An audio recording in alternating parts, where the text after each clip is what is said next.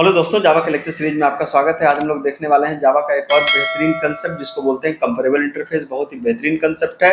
तो आइए स्टार्ट करते हैं। बिल्कुल प्रैक्टिकली पॉइंट बाय पॉइंट मैं सारी चीज़ों को समझाने वाला हूँ। कंटेंट पसंद आए तो चैनल को सब्सक्राइब जरूर करिएगा।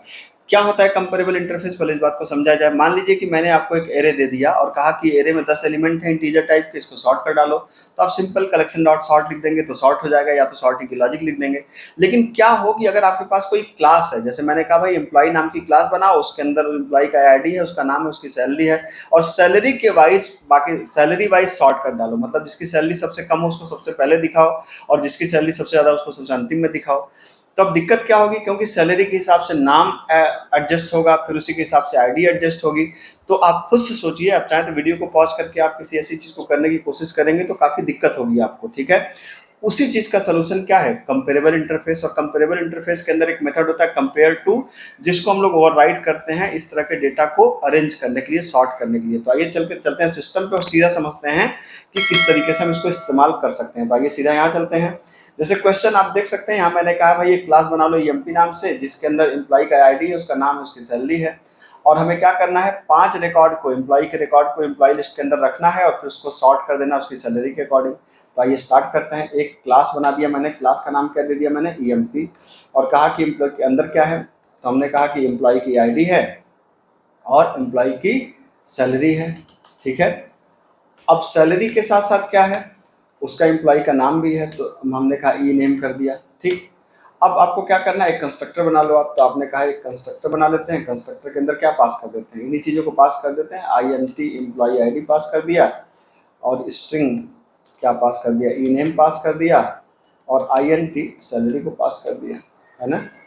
मतलब एक कंस्ट्रक्टर बनाने जा रहा हूँ, तो आपको पता है कंस्ट्रक्टर कैसे बनता है। तो आपने कहा कि this dot EMP ID equal to EMP ID, similarly this dot E name is equal to E name, and this dot salary is equal to salary, ठीक है। तो ये हमने बना लिया। अब हमें करना क्या है, अब हमें इस 5 एम्प्लॉय की सैलरी को, 5 एम्प्लॉय के डेटा को हमको एरे लिस्ट के अंदर स्टोर करना है।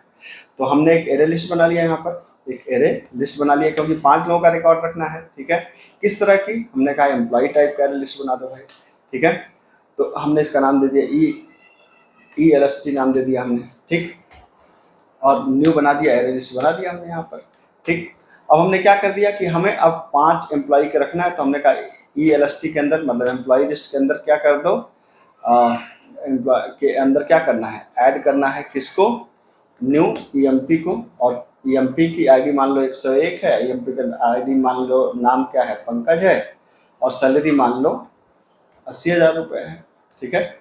इस तरीके से हमें 5 रिकॉर्ड इनपुट कर देना है, कोई भी 5 रिकॉर्ड आप इनपुट कर दो, ठीक है। 4 हो गए, 5 कर दिया हमने, ठीक।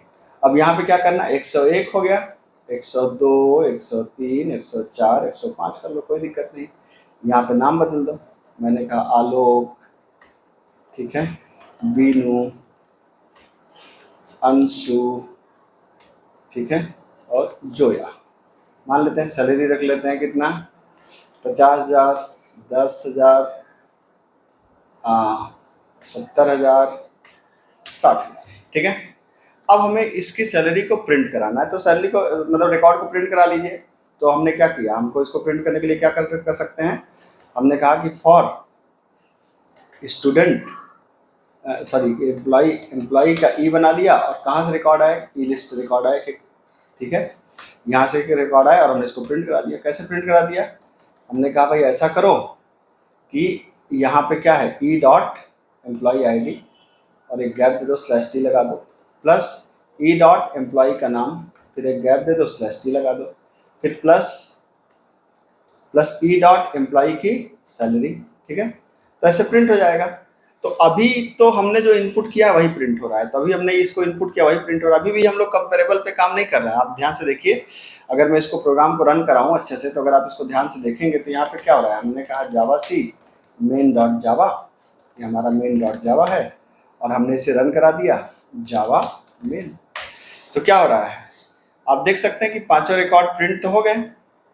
यहाँ पर आप देख सकते हैं 101 पंकज, 80,000, 50,000, लेकिन अब हम सैलरी वाइज हमको इसको सॉर्ट करना है।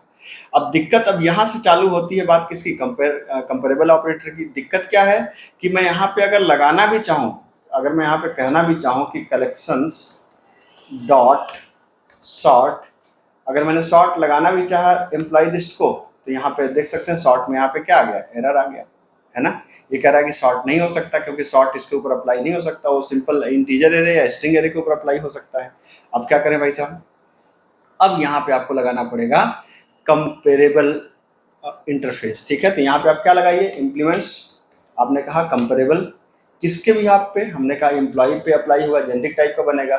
अब इसके अंदर एक मेथड होता है क्या, कंपेयर टू, तो आपने कहा पब्लिक, इस मेथड का सिंटैक्स क्या है, पब्लिक INT कंपेयर टू नाम का एक मेथड होता है, जिसके अंदर आप देंगे क्या, आप एम्प्लॉय का एक ऑब्जेक्ट दे दीजिए ई नाम से, ठीक।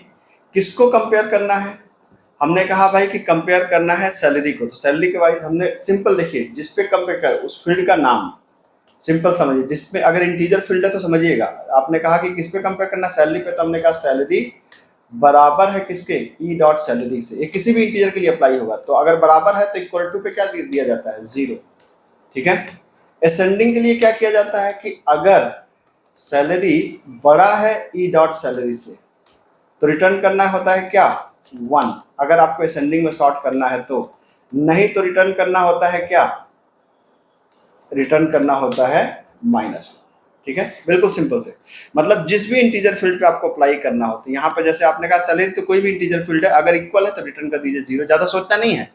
अगर बड़ा है उस ऑब्जेक्ट की उस फील्ड से, तो 1 रिटर्न कर दिए, नहीं तो -1 रिटर्न कर दिए, तो इससे क्या होगा, सैलरी वाइज ऑटोमेटिकली सॉर्ट हो जाएगा। और यहाँ पर आप देख सकते हैं जो सॉर्ट पे एरर आ रही थी वो दूर हो गई। अब देखिए, अब डेटा क्या हो जाएगा, सैलरी वाइज सॉर्ट हो जाएगा, सिर्फ इतना लिखने से। कैसे आपको देखना है, आइए फिर से कंपाइल कर लेते हैं। तो हमने कंपाइल किया और क्या कर दिया, रन करा दिया। अब देखिए, पहले आपका क्या आ गया, 10,000 वाला, फिर 50,000, फिर 60,000, फिर 70,000, फिर 80,000, ठीक है। डिसेंडिंग में करना है, कोई दिक्कत नहीं, जहाँ पे बड़ा है ना वहाँ पे छोटा कर दीजिए बस। ये तुरंत आपका कैसे सॉर्ट हो जाएगा, ये सॉर्ट हो जाएगा डिसेंडिंग में, ठीक है। ये देखिए, अब डिसेंडिंग में 80,000 वाला पहले आ गया, 70, 60, 50, 10, ठीक।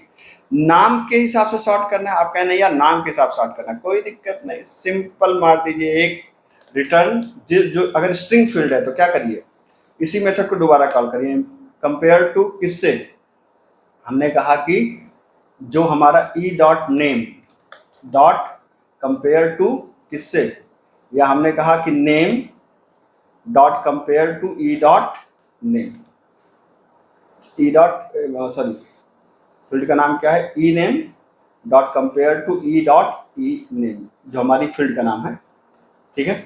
तो इसमें सोचना ही नहीं है, आप सोचिए कि अगर स्ट्रिंग वाइज आप इसको अरेंज करना चाहते हैं, मतलब असेंडिंग ऑर्डर में स्ट्रिंग वाइज करना चाहते हैं, तो स्ट्रिंग फील्ड का नाम डॉट कंपेयर टू ऑब्जेक्ट का नाम डॉट स्ट्रिंग फील्ड का नाम दोबारा करिए, ज़्यादा सोचिए नहीं, ये बिल्ट इन मैकेनिज्म है, अपने आप कर लेगा। तो आप देखेंगे कि पहले ए वाला आ जाएगा, फिर बी वाला आ जाएगा, फिर जे वाला आ जाएगा, फिर पी वाला आ जाएगा।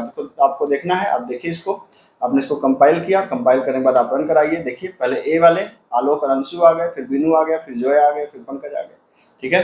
तो बहुत ही मजेदार चीज है आपका क्या, ये कंपेरेबल इंटरफेस। मेरे ख्याल से आपको समझ में तो आ ही गया होगा। समझ में आ गया तो चैनल को सब्सक्राइब करिए। मैं इस तरह के शानदार कंटेंट आपके लिए लगातार लाता रहता हूँ। मिलता हूँ, थैंक यू सो मच।